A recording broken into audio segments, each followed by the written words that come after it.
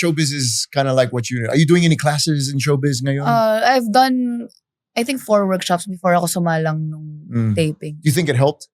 Yeah. It does? It does? But it feels natural kasi parang, hindi ko alam actually, yung pagiging artista, gusto ko na siya bata pa lang ako. Nahinto lang siya because like, nawala lang yung idea. Yung idea na maging artista nung sobrang nag-focus na ako sa college basketball, sa dream ko sa basketball.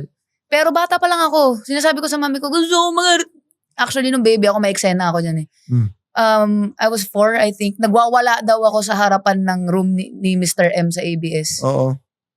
Dahil nagwawala ako, as in, kinakalagbog ko yung pinto niya. Tapos nag-ano ako sa mami ko na, gawin mo ako artista! Ganon ka bata.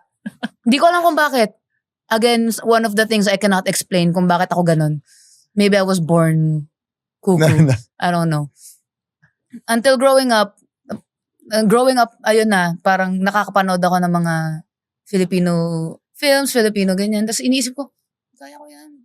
Ganon, basta ganon, kaya ko yan. Sabi ko sa mami ko yan lagi. And every time she says, magtapos ka muna. Every time she says, gumraduate ka muna, wag mong isipin yan, hindi pwede. Ayun, lo and behold, nung gumraduate na ako, doon na biglang, wala na naman sa plano ko. Kumbaga, kung kailan wala na sa isip ko yung, di ba ang gulo? Minsan ang gulo ng buhay eh.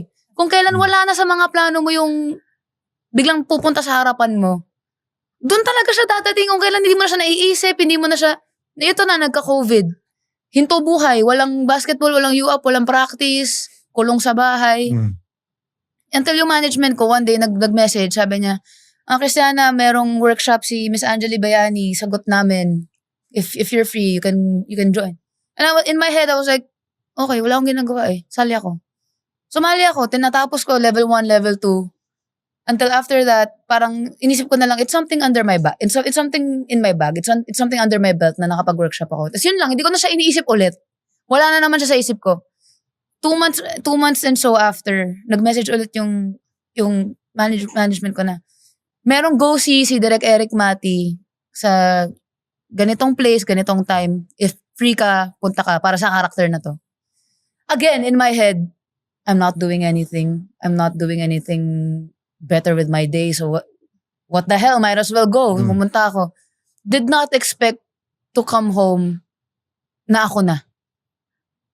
Not at all part of anything I've planned for myself na sa ganitong taon ng buhay ko, magiging cast ako sa ganito kalaking project.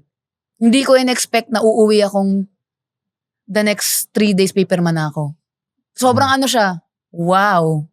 Kasi naghihintay lang ako magka-U-up ulit eh. Naghihintay lang ako matapos yung COVID, we were all in a state of wait eh, nung time na yon. So wala talaga, sobrang biglaan siyang umano sa akin. And masasabi ko na yung saya ko sa basketball, yun din yung saya ko sa trabaho dito.